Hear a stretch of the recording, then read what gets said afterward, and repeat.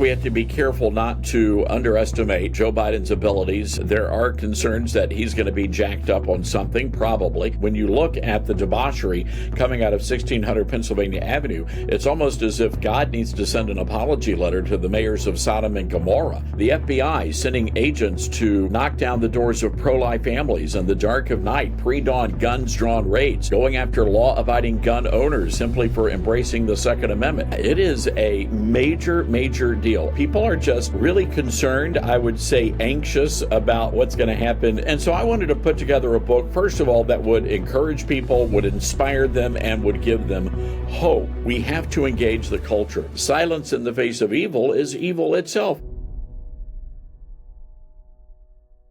We are proud to have First Fidelity Reserve as our official bullion and rare coin partner, as they have supported AMAC for over a decade.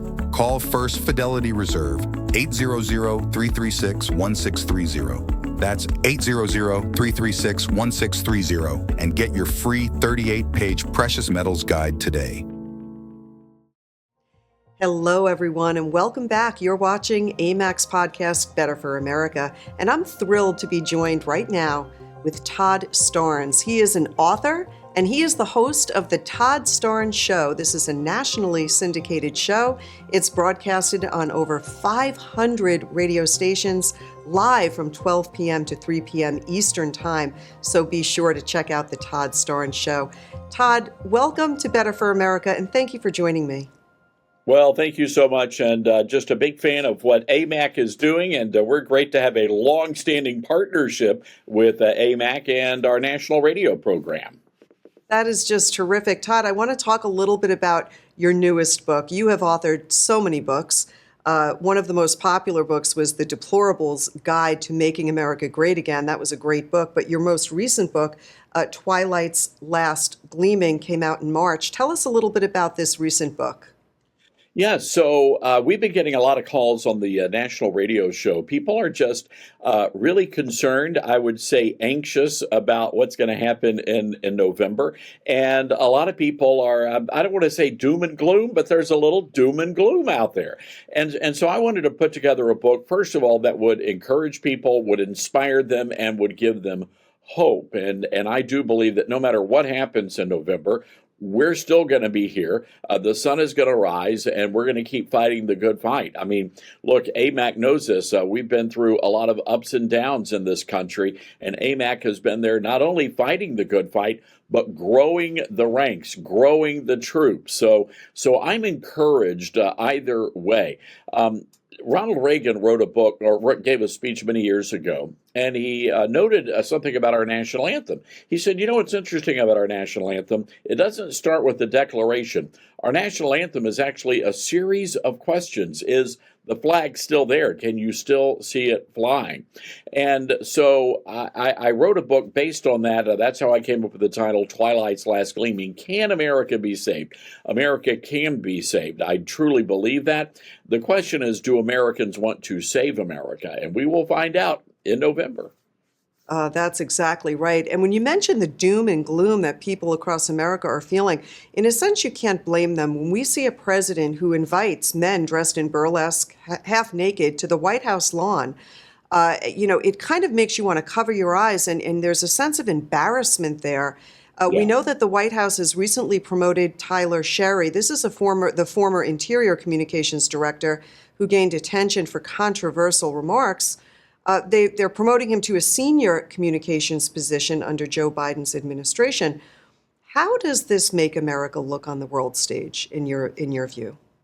Well, it's embarrassing. And look, elections have consequences, right? We all knew this was going to happen. I mean, when you look at the debauchery coming out of 1600 Pennsylvania Avenue, it's almost as if God needs to send an apology letter to the mayors of Sodom and Gomorrah.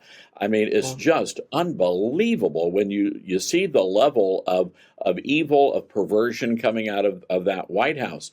But again, going back to, Twilight's Last Gleaming for just a moment, I address this right out of the gate. Chapter 1 is Darth Brandon of the Temple of Doom, talking about that infamous speech he gave in Philadelphia, when Joe Biden actually promised to bring a dark winter to America. The Democrats laid out exactly what they were going to do.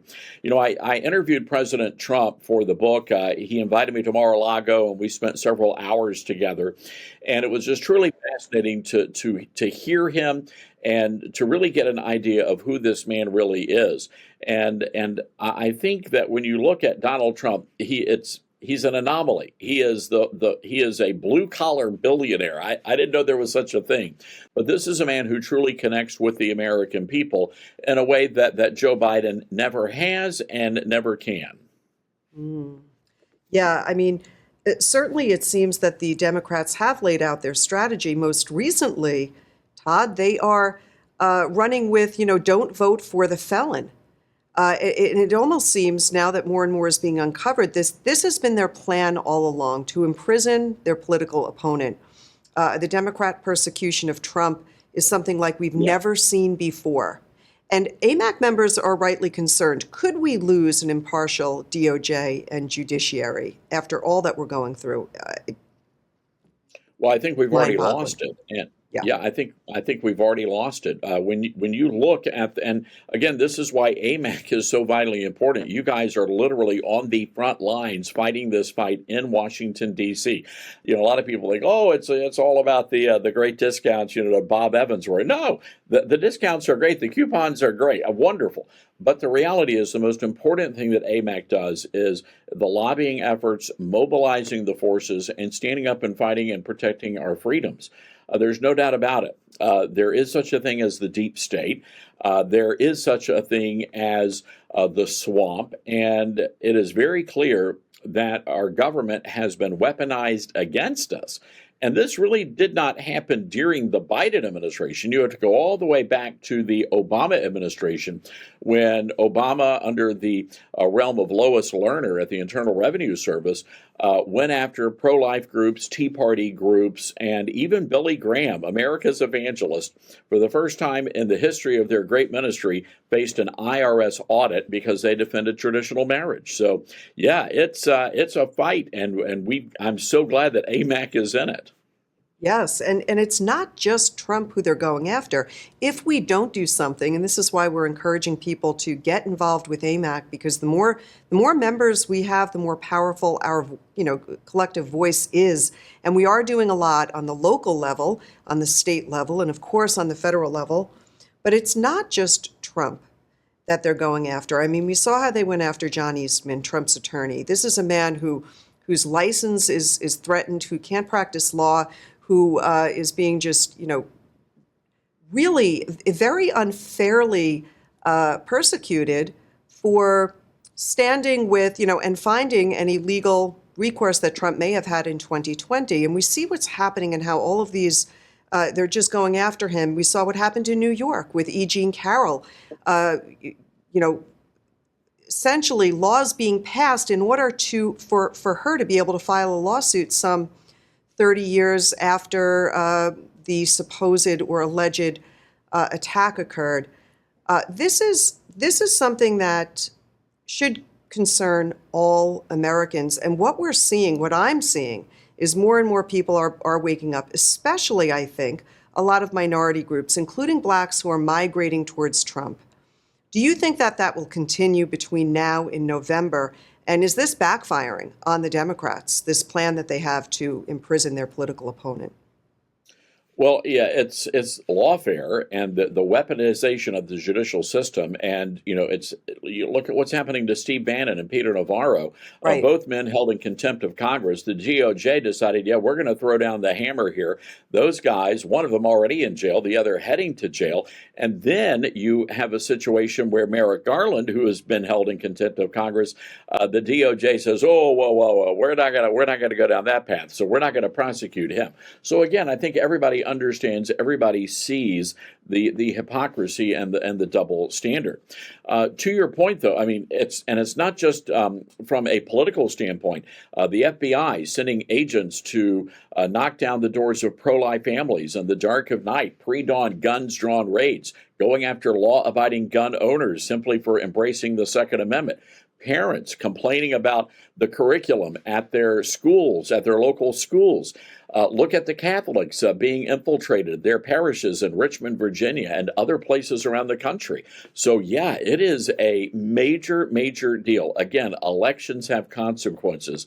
As far as minority voters, and this is very exciting, because the messaging is getting through. President Trump a couple of weeks ago spoke at a black church in Detroit, Michigan, holding a town hall. And for the first time in modern political history, you had a candidate who got up in front of the congregation. He didn't shuck and jive. He didn't get into the black preacher voice. He didn't sing a spiritual hymn. He was just Donald Trump, the blue-collar billionaire. And people resonate. Not only the message is resonating, but his personality. They see the authenticity of this man. He's not pandering. He's not putting on airs. And I think that's ultimately why blacks and Hispanics are beginning to embrace the Republican Party. And it's really not even the Republican Party. It's the America First agenda. And they're embracing that in droves. And I think that's an exciting thing to see. And we'll see how all of this plays out on Election Day. Sure will. You know, we poll our AMAC members on a regular basis, and we ask them, what are the issues that matter most? One of the issues is what's happening to our children, the young children in America and our public school system. And what I find shocking is that we don't have even more parents and grandparents stepping up and saying enough. And when I say enough, I mean this sexualization of our children in kindergarten, you know, showing drag queen shows to first graders. This kind of stuff should not be allowed. Why do you think that there are some people, and I have Democrat friends here on Long Island who don't recognize the Democrat Party because they say, well, I don't, you know, that's not who I am. Yet a lot of people don't want to really participate in the fight. I guess it's easier for them to say, you know, I don't want to create a problem. Or do you think that are people afraid? What is it that's, because if we don't do something, each and every one of us and everyone listening on this call, if we're not speaking up, then that to me is equivalent to just surrendering, and we're going to lose America altogether. Well, we are. And this is why I wrote Twilight's Last Gleaming. President Trump said it's the one book. He wrote a great endorsement. He says it's the one book you need to be reading before the 2024 presidential election. And the reason why is it's a call to arms. It's a call to action. We have to engage the culture. Bonhoeffer said it best. Silence in the face of evil is evil itself. Not to speak is to speak. Not to act is to act. So we've got a job to do here, and it really is imperative for not only every AMAC member to get out there, but every American patriot to get out there and stand up, go vote on Election Day, tell your neighbors, the folks you go to church with, we've got a country to save, and I believe we're going to be able to do it. Amen. There you go. Before we let you run, sir, final question is we know that Joe Biden and Trump will be debating in just a day. Tell me what you expect to see there. I mean, will Joe Biden, we see how Obama had to escort Joe right off the end of this stage there. You know, so how do you think this is going to play out? Do you think Joe Biden will be able to carry himself? And who do you think has the advantage? Well, look, I think we have to be careful not to underestimate Joe Biden's abilities. There are concerns that he's going to be jacked up on something, probably.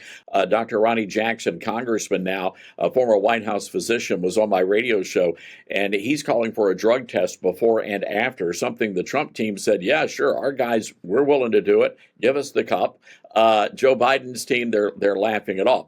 Look, right now, he's going to be in Camp David a total of 7 days for debate prep, 16 coaches that are helping this guy. And part of the training regimen is making him stand up for 90 minutes. That's insane. So the question is for President Trump, tone and tenor. I can tell you that the rumors President Trump went to an old folks home and debated a guy with dementia to get ready. Not true. That did not happen. But President Trump's going to be ready to take on Joe Biden. Tone and tenor. That's what the president needs to be focusing on. And I do believe that if the president's able to do that, he's going to have a big night. Excellent. Well, Todd Starnes, thank you for that perspective. Always a joy to have you with us. Thanks for joining. Check him out, The Todd Starnes Show, just a terrific radio show. You can check him out broadcasted over 500 stations live from 12 to 3 p.m. Eastern Time. Thanks again, sir. We'll have to have you back with us again soon. Thank you very much. Terrific. To all of you out there, we look forward to having you join us back again on AMAC's Better for America podcast. Have a great day, everyone. God bless you. We are proud to have First Fidelity Reserve as our official bullion and rare coin partner, as they have supported AMAC for over a decade. They are offering our members a free copy of their award-winning Precious Metals Guide to make investing in gold and silver safe and easy for you. Over the past 4 presidential election cycles, gold has trended upward, and this year looks to be the same, as experts estimate gold will gain 25% in 2024. So, don't miss out on $2,500 gold. Call First Fidelity Reserve, 800-336-1630. That's 800-336-1630, and get your free 38-page Precious Metals Guide today.